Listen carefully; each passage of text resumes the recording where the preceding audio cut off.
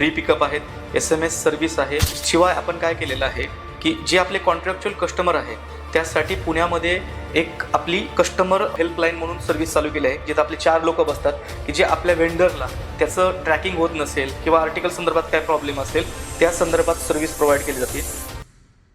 अमृतनी भारतीय पोस्ट सोबत करार केलेला आहे आणि करार केल्यामुळे जे स्थानिक विक्रेते आहेत ज्यांनी आपला प्रोडक्ट अमृत पेठवर अपलोड केलेला आहे त्यांना याच्यामध्ये काय नेमका फायदा होणार आहे, त्यांचे चार्जेस किती कमी होणार आहेत का, की अजून काय फायदे होणार आहेत, त्याच्याबद्दल काय काय माहिती सांगू शकाल? निश्चितच सर, इतर प्रायव्हेट प्लेअरपेक्षा आपले चार्जेस फार कमी आहेत. पहिली सगळ्यात महत्त्वाची गोष्ट म्हणजे आपण फ्री पिकअप देतोय. जे आपले कॉन्ट्रॅक्च्युअल कस्टमर आहेत त्यांना आपण फ्री पिकअप देतोय. आपली SMS अलर्टची सर्व्हिस आहे. CODचे चार्जेस फार कमी आहेत. ज्यावेळेस बुकिंग केलं जातं आर्टिकल त्यावेळेस SMS हा समोरच्या व्यक्तीला पण जातो आणि तुम्हाला पण येतो. CODचे चार्जेस कमी असल्यामुळे तुमच्या वेंडरचा तिथं आर्थिक फायदा होईल. रिटर्नचे चार्जेस CODचे चार्जेस किती आहेत? 1.6 म्हणजे 1000 रुपयाचे असतील तर त्याला 16 रुपये लागतात. हे प्रत्येक कुठल्याही प्रायव्हेट प्लेपेक्षा फार आपले कमी आहेत. फार म्हणजे फारच कमी आहेत. मग तिथं त्याचा आर्थिक फायदा होईल तुमच्या वेंडर्सचा.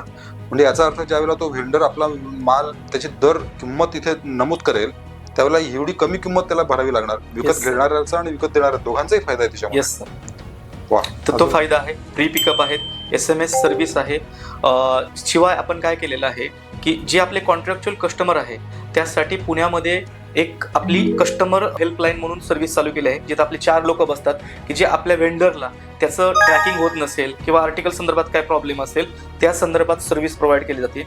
दुसरं, रेटच्या बाबतीत म्हणाल तर आपण एखादं डॉक्युमेंट 50 ग्रॅमच्या आतमध्ये बुक केलं असेल तर सिटीमध्ये तर ते फक्त 19 रुपयामध्ये जातं सिटीमध्ये. आणि दुसरी महत्वाची गोष्ट बिझनेस पार्सलमध्ये आपण सिटीचा रेट आहे आपला 45 रुपये 2 किलोचा. म्हणजे एखाद्या व्यक्तीनं चिंचवडवरून हडपसरसाठी बुक केलं असेल 2 किलोचं पार्सल किंवा वाघोलीसाठी बुक केलं असेल किंवा धायरीसाठी बुक केलं असेल तर ते नेक्स्ट डिलिव्हरी होते आणि ते फक्त 45 रुपीजमध्ये जातं. एवढे कमी चार्जेस तर कोणीच घेत नाही सर. आणि त्यामुळं आपल्या ह्याचा खूप मोठा फायदा होईल. दुसरं, महाराष्ट्रासाठी आपल्या बिझनेस पार्सलचा 2 किलोचा रेट आहे 80 रुपये, की जो पूर्ण महाराष्ट्रामध्ये मुंबईतून नागपूरपर्यंत जरी बुक केला असेल, मुंबईतनं तुम्ही अमरावतीला बुक केलं असेल, मुंबईतनं कोल्हापूरला बुक केलं असेल तर ते 80 रुपयात आर्टिकल तुमचं पार्सल्स जाईल 2 किलोपर्यंत.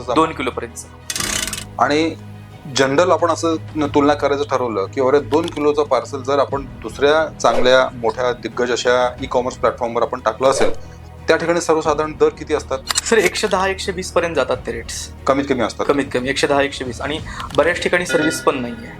म्हणजे महाराष्ट्रातल्या बऱ्याच जिल्ह्याच्या ठिकाणी जर तुम्ही बघितलं मेजर कुरिअर जे आहेत ना, अमरावतीला जाईल, अकोलेला जाईल, धाराशिवला जाईल, लातूरला जाईल.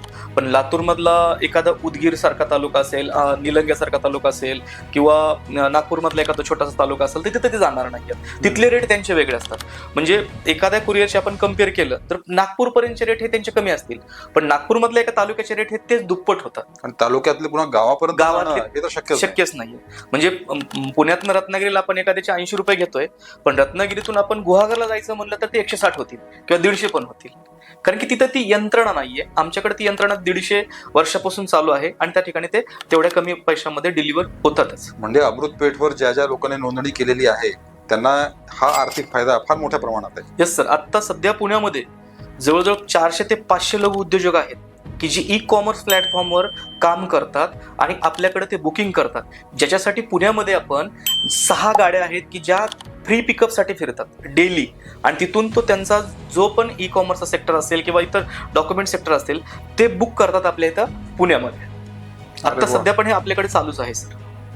अरे वा, फार छान.